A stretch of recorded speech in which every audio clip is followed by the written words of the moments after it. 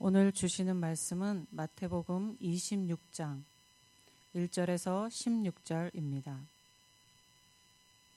마태복음 26장 1절에서 16절입니다.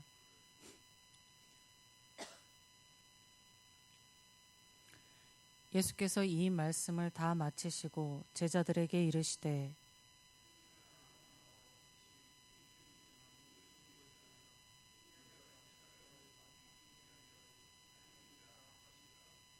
그때 대제사장들과 백성의 장로들이 가야바라 하는 대제사장의 관정에 모여 말하기를 밀란이 날까 하노니 명절에 하지 말자 하더라.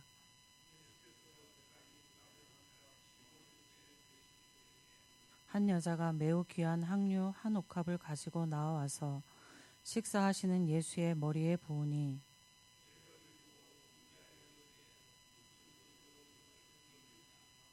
이것을 비싼 값에 팔아 가난한 자들에게 줄 수 있겠도다 하거늘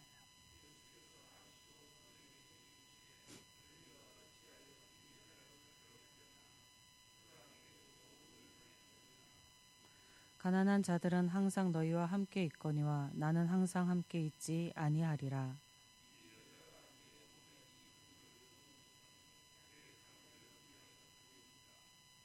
내가 진실로 너희에게 이르노니 온 천하에 어디에서든지 이 복음이 전파되는 곳에서는 이 여자가 행한 일도 말하여 그를 기억하리라 하시니라.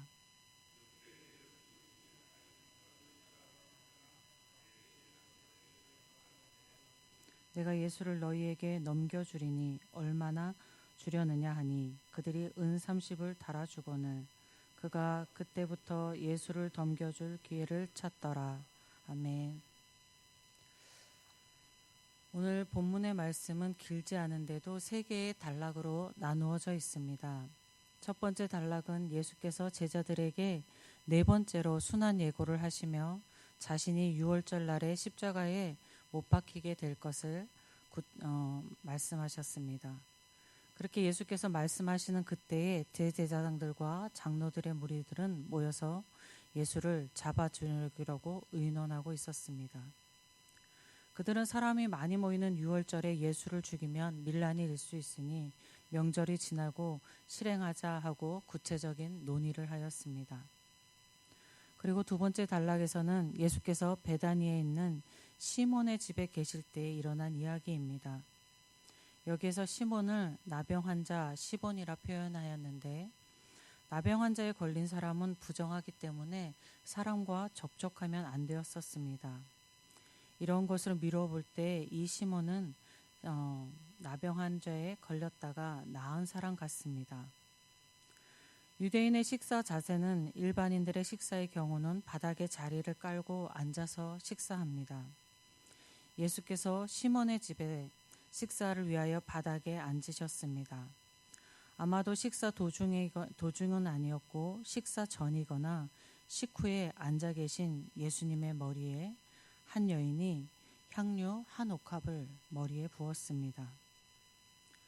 제자들이 향유를 부은 여인을 향하여 향유를 많은 값에 팔아 가난한 자들에게 주어야 했었다고 하며 크게 책망하였습니다. 9절에서 제자들이 하는 말 팔아라는 표현은 향유를 파는 이가 여인이 아니라 타인에게서 맡겨서 판다라는 의미가 있습니다. 즉 제자들 자신에게 향유를 맡겨서 자신들이 그것을 팔아 가난한 자들에게 줄 수 있었다라는 것을 말하는 것입니다. 요한복음 12장에도 이와 동일한 사건을 기록하고 있는데요. 거기에서 이들이 가난한 자를 돕기 위해서가 아니라 그 돈을 훔치기 위해서였다는 라고 그 의도를 기록하고 있습니다. 예수께서는 제자들의 마음속에 있는 탐심을 다 아시고 여인을 괴롭게 하지 말라고 말하였습니다. 당시 향유를 사람들에게 붓는 이유는 세 가지가 있었습니다. 하나는 귀한 손님에게 존경을 표현하는 것이었고 다른 하나는 몸을 치장할 때였고 또 다른 하나는 시신의 부패를 방지하기 위함이었습니다. 향료는 부드러운 대리석으로 만든 옥합이라는 병에 넣어 있었습니다.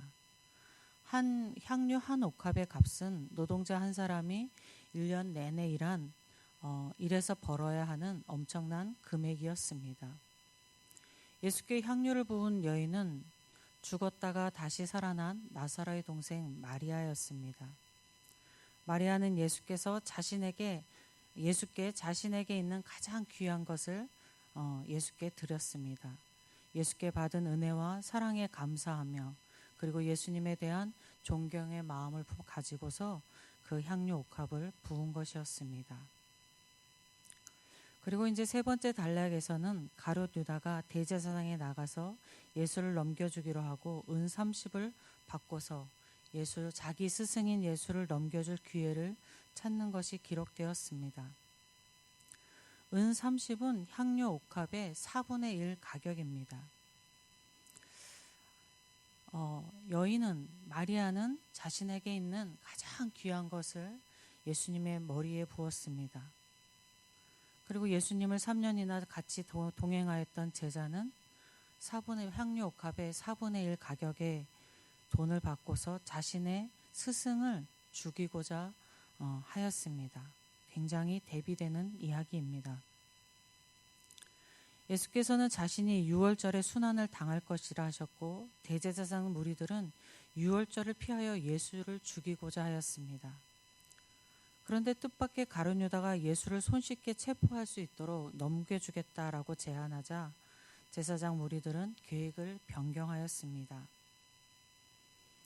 이것은 예수의 십자가 죽음은 대제사장 무리와 같은 사람들에 의해서 죽은 죽음이 아니라 하나님의 계획하신 계획의 죽음이라는 것을 밝히고 있음입니다. 마리아가 향료를 주님께 부음도 마리아는 예수님에 대한 존경의 마음과 사랑의 마음으로 부었지만 예수님의 죽음, 시신에 바르는 그 향료를 의미하는 것이 되었으므로 마리아의 향료를 부음 또한 예수님의 죽음이 하나님의 계획하에 있었음을 증거합니다. 신구약의 성경에서는 예수의 십자가 죽음이 하나님의 구원의 사역이었음을 계속하여 증거하고 있음입니다. 예수님의 머리에 향료를 부은 마리아의 이야기에서 마리아와 제자들 그리고 예수님이 바라보고 있는 것이 각기 달랐습니다. 마리아는 자신을 사랑하는 그리고 은혜를 베푸신 예수님을 바라보았습니다. 그리고 그 예수님에 대한 사랑과 존경의 마음을 표현하였습니다.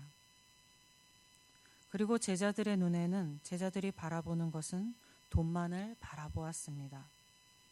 마리아의 행위에 담겨있는 그녀의 마음과 그 의미, 그리고 예수님의 마음, 그리고 자신들 안에 있는 탐욕을 보지 못하였습니다. 또 예수님은 마리아의 마음을 보셨고 십자가의 죽음을 증거하시는 하나님의 계획, 하나님을 보셨습니다.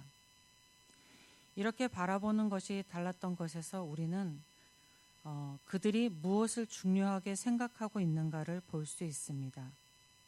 사람은 자기가 중요하게 생각하는 것으로 중요하게 생각하는 것을 가지고 사건을 바라보고 해석하게 됩니다.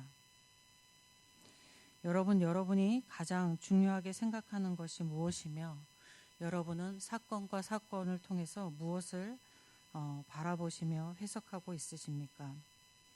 여러분이 가장 중요하게 생각하는 것이 예수님이시고 하나님이시기를 주님의 이름으로 축복합니다. 그리고 여러분이 겪고 보시는 사건과 일들에서 타인의 마음을 보고 무엇보다도 예수님의 은혜와 사랑을 보고 하나님의 계획을 볼 수 있기를 주님의 이름으로 축복드립니다. 아버지 하나님 감사합니다. 이 땅에 예수 그리스도를 보내셔서 우리를 구원하여 주셔서 감사합니다. 예수의 십자가 죽음이 그저 사람으로 인해서 죽는 죽음이 아니라 하나님의 구원의 역사였음을 세세하게 성경 곳곳에 증거하시며 우리로 그 믿음을 이끌어 주시니 감사합니다. 오늘 이 시간에 말씀을 들은 우리들 그 믿음을 더욱더 굳건하게 하시고 우리의 마음속에 예수가 깊이 심기게 하시고 우리가 가장 귀하고 중요하게 생각하는 것이 예수 그리스도이게 하셔서 우리가 모든 것을 바라볼 때에 예수를 중심으로 하나님의 계획을 중심으로 바라볼 수 있는 저희들 되게 하여 주시옵소서. 인생이 100년이라 할지라도 하루를 사는 것 같이 짧은 인생임을 기억하게 하셔서 그 인생에 아버지 하나님 탐심으로 다른 것을 바라보고 살아가는 인생이 아니라 하나님을 바라보며 귀하게 살아가는 저희 모두가 되어질 수 있도록 인도하여 주시옵소서.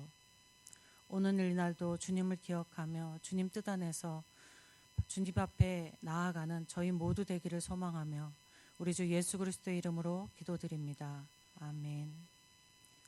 하늘에 계신 우리 아버지, 아버지의 이름을 거룩하게 하시며 아버지의 나라가 오게 하시며 아버지의 뜻이 하늘에서와 같이 땅에서도 이루어지게 하소서. 오늘 우리에게 일용할 양식을 주시고 우리가 우리에게 잘못한 사람을 용서하여 준 것 같이 우리 죄를 용서하여 주시고 우리를 시험에 빠지지 않게 하시고 악에서 구하소서. 나라와 권능과 영광이 영원히 아버지의 것입니다. 아멘. 이 시간 기도하실 때에 우리 예천교회를 위해서 기도하겠습니다. 하나님만 바라보는 교회, 하나님의 계획을 바라볼 수 있는 교회 되기를 위해서 기도하겠습니다.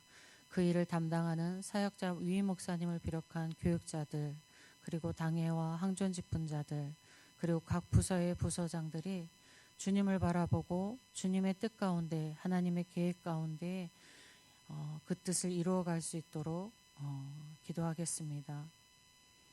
나의 생각, 나의 뜻으로 이루어가는 것은 내 중심에 있는 가장 중요한 것을 가지고 이루어가는 것이 될 텐데 그런 것이 아니라 하나님을 예수 그리스도를 중심으로 이루어 가져가는 우리 교회 되기를 위해서 기도하겠습니다. 암투병 중에 항암 치료하고 있는 환우를 위하여서 삶의 어려운 고비를 넘기고 있는 성도들을 위하여서 고난과 고통 가운데에서 주님을 기억하며 든든히 그 믿음을 지켜나갈 수 있기를 기도하시겠습니다. 삶의 어려움과 마음의 어려움에 겪고 있는 성도들 그리고 우리 예천 지역과 우리나라를 위해서 기도하겠습니다. 무엇을 보아도 편안하고 안정되어져 있는 것이 없는 것 같습니다. 우리나라가 빨리 안정을 찾을 수 있도록 그 무게 중심을 하나님께서 잡아주시기를 간절히 기도하겠습니다. 그리고 선교지를 위해서 기도하시고 이 시간 각자 가지고 나오신 기도 제목 간절히 기도할 때에 우리 주님의 이름 부르고 기도하겠습니다.